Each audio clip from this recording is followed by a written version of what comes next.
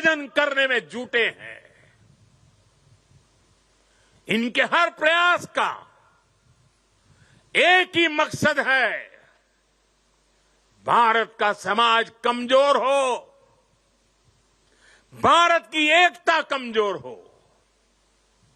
ये लोग कभी नहीं चाहते कि भारत विकसित हो, क्योंकि कमजोर भारत की राजनीति, गरीब भारत की राजनीति ऐसे लोगों को सूट करती है। 5-5 दशक तक इसी गंदी घिनौनी राजनीति देश को दुर्बल करते हुए चलाई गई है। इसलिए ये लोग संविधान और लोकतंत्र का नाम लेते हुए भारत के जन जन के बीच में भारत को तोड़ने का काम कर रहे हैं। अर्बन नक्सलियों के इस गठजोड़ को, इनके गठजोड़ को हमें पहचानना ही होगा। और मेरे देशवासियों, जंगलों में पनपा नक्सलवाद, बम बंदूक से आदिवासी नौजवानों को गुमराह करने वाला नक्सलवाद जैसे जैसे समाप्त होता गया, अर्बन नक्सल का नया मॉडल उभरता गया। हमें देश को तोड़ने के सपने देखने वाले, देश को बर्बाद करने की विचार को लेकर के चलने वाले, मुंह पर जूठे नकाब पहने हुए लोगों को पहचानना होगा, उनसे मुकाबला करना ही होगा। साथियों, आज हालत ये हो गई है कि आजकल एकता की बात करना तक गुनाह बना दिया गया है। एक समय था जब हम बड़े गर्व के साथ स्कूल, कॉलेज में, घर में, बाहर सहज रूप से एकता के गीत गाते थे। जो पुराने लोग हैं उनको पता है हम क्या गीत गाते थे। हिंद देश के निवासी सभी जन एक है, हिंद देश के निवासी सभी जन एक है, रंग रूप वेश भाषा चाहे अनेक है। ये गीत गाए जाते थे। आज की तारीख में कोई ये गीत गाएगा तो उसको अर्बन नक्सलों की जमात गालियां देने का मौका पकड़े लेगी। और आज कोई अगर कह दें कि एक है तो सेफ है, तो ये लोग एक है तो सेफ है उसको भी गलत तरीके से परिभाषित करने में लगेंगे। जो लोग देश को तोड़ना चाहते हैं, जो लोग समाज को बांटना चाहते हैं, उन्हें देश की एकता अखर रही है।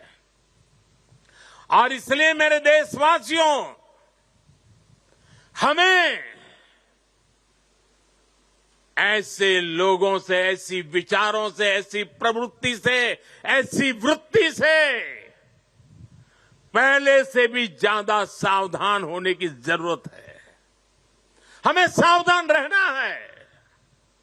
साथियों, हम सब सरदार साहब को, उनके विचारों को जीने वाले लोग हैं। सरदार साहब कहते थे, भारत का सबसे बड़ा लक्ष्य एकजुट और मजबूती से जुड़ी शक्ति बनने का होना चाहिए। हमें याद रखना है, हिंदुस्तान विविधता वाला देश है। हम विविधता को सेलिब्रेट करेंगे, तभी एकता मजबूत होगी। आने वाले 25 साल एकता के लिहाज से बहुत ही महत्वपूर्ण है। और प्रधानमंत्री की बात यही खत्म नहीं होती। इसके आगे प्रधानमंत्री आतंक के आकाओं पर जोरदार प्रहार करते हैं और कहते हैं कि आतंक के आकाओं को छोड़ा नहीं जाएगा। आप समझिए कि प्रधानमंत्री का इशारा किस तरह था। तो प्रधानमंत्री ने जो सबसे बड़ी बात कही कि आतंक के आकाओं को भारत नहीं छोड़ने वाला है, यह प्रधानमंत्री ने चेतावनी दी है और आगे की अपनी रणनीति को भी बता दिया है कि जो आतंक के आका है उनका खात्मा जरूर होगा। अंजाम उन्हें पता है कि क्या होने वाला है और भारत इसका पूरा जवाब देगा।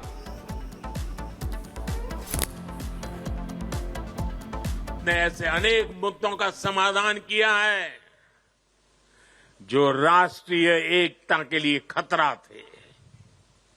आज आतंकियों के आकाओं को पता है कि भारत को नुकसान पहुंचाया तो भारत उन्हें छोड़ेगा नहीं। आप नॉर्थ ईस्ट में देखिए कितने बड़े संकट थे। हमने संवाद से, विकास और विश्वास से अलगाव की आग को शांत किया। बोडो समझौते ने असम में 50 सालों का विवाद खत्म किया है। ब्रू रियांग एग्रीमेंट, इसके कारण हजारों विस्थापित लोग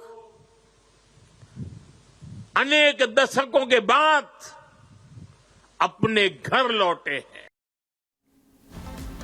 तो देखिए, आतंक के आकाओं को प्रधानमंत्री नरेंद्र मोदी ने सख्त संदेश केवड़िया से दिया। धारा 370 को जमीन में गाड़ दिया, यह भी प्रधानमंत्री ने कहा। धारा 370 को लेकर जम्मू कश्मीर में अलगाववाद को नकार दिया है। पहली बार जम्मू कश्मीर सीएम संविधान की शपथ भी ली गई है। यह प्रधानमंत्री नरेंद्र मोदी की तरफ से एक सख्त और मजबूत संदेश केवड़िया की धरती से दिया गया है। आपको बता दें कि आज का दिन बहुत महत्वपूर्ण है। एक तरफ दीपावली है, वहीं लौह पुरुष सरदार वल्लभ भाई पटेल की जन्मतिथि भी आज ही है। वहां से केवड़िया से पीएम का सख्त संदेश। इस विधानसभा चुनाव में बिना भेदभाव को वोट डाले गए। पहली बार जम्मू कश्मीर में मुख्यमंत्री ने आजादी के 75 साल के बाद पहली बार भारत के संविधान की शपथ ली है।